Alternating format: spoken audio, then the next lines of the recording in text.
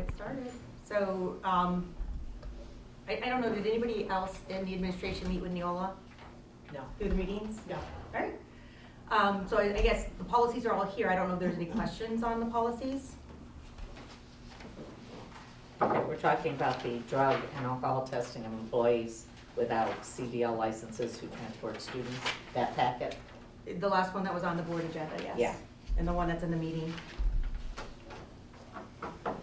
Well, I mean, I know it was at the last meeting, but that was the first read. Yes. Do we need to review all this?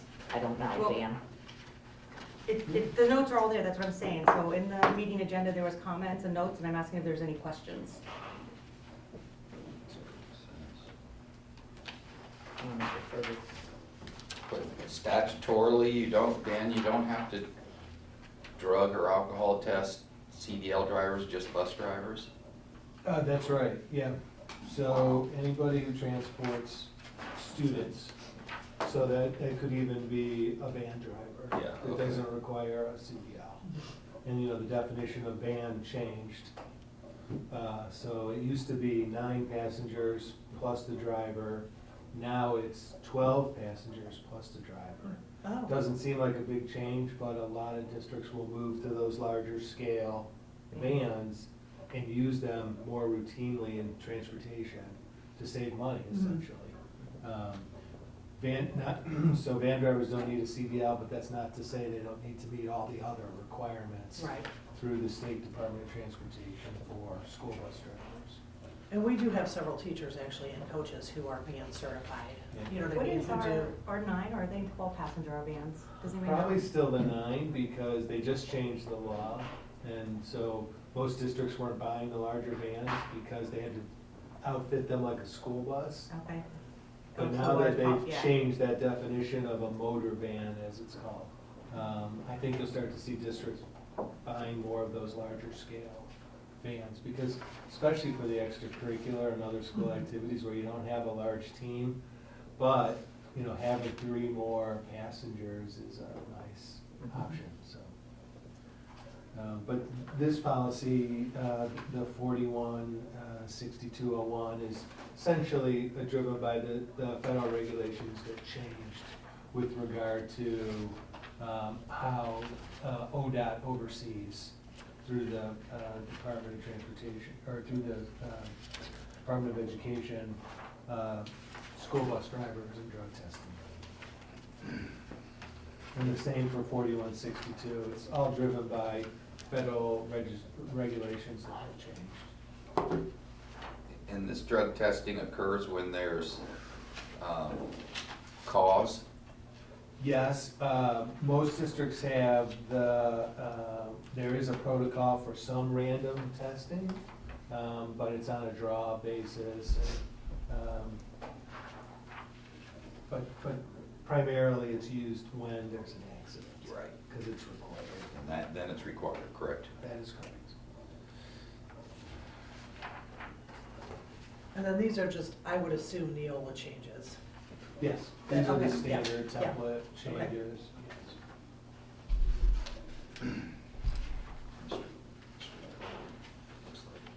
And would, like Kyle, be reviewing this as well? Or is our transportation person? I would assume that he is aware of Okay. the changes in, again, the van sizes, I'm sure. Oh, First, yeah. we'll talk to him.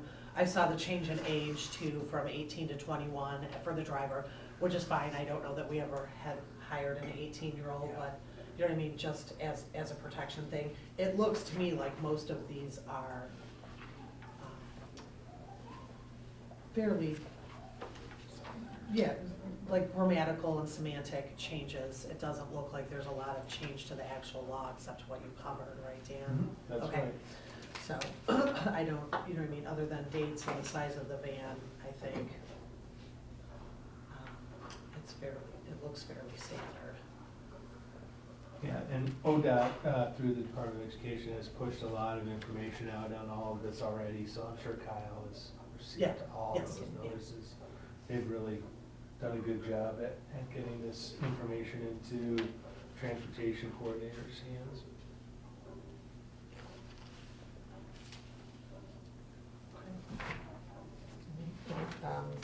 We're not aware how much some of these smaller transport vehicles are being used just in the daily schedule.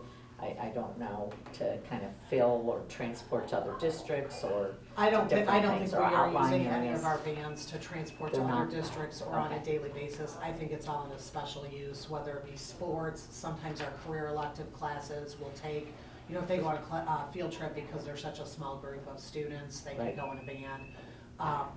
To my knowledge, we are not using them at all. In fact, they were snow covered Oh, okay. the past 2 days when I drove in, so I'm assuming they haven't been used at all. I don't believe Okay. they're used on a regular basis. All right, thank you. Like, I know wrestling will use them here coming out for tournaments and Yeah, stuff that only yeah, a stuff handful of like kids that. go to. Yeah. So we don't take a full bus.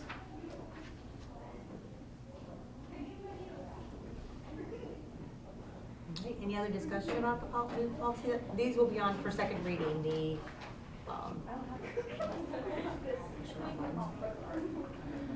uh, yeah, during our regular meeting. Now, it says, Yeah, the ones under for second reading will be on our regular agenda. okay, and then, that's one section, are we talking about 8600 transportation? Or did he copy that? I don't know. No, yeah, they have the same packet that you do, so. Okay, I so think- it has to do with, it just mentioned kindergarten, which we haven't.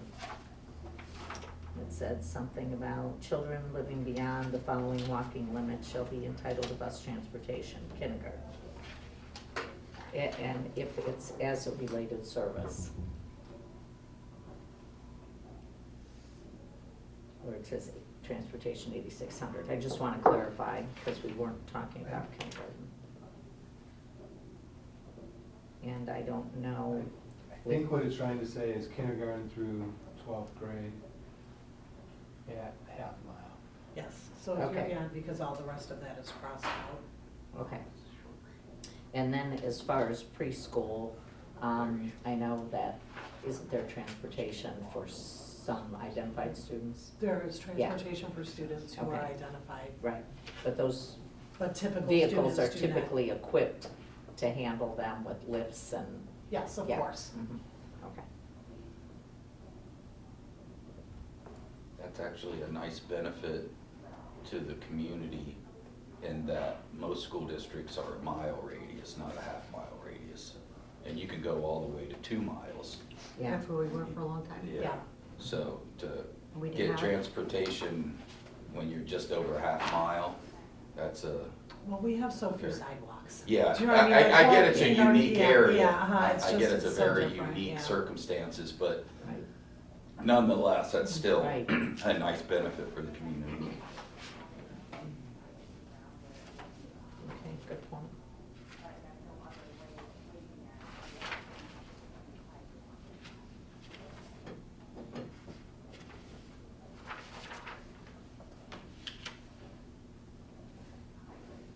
And I know it's not part of the policy, but we did make some change on transporting, students of families where there's a divorce and custody and all that stuff. How was that worked out, or we don't really know?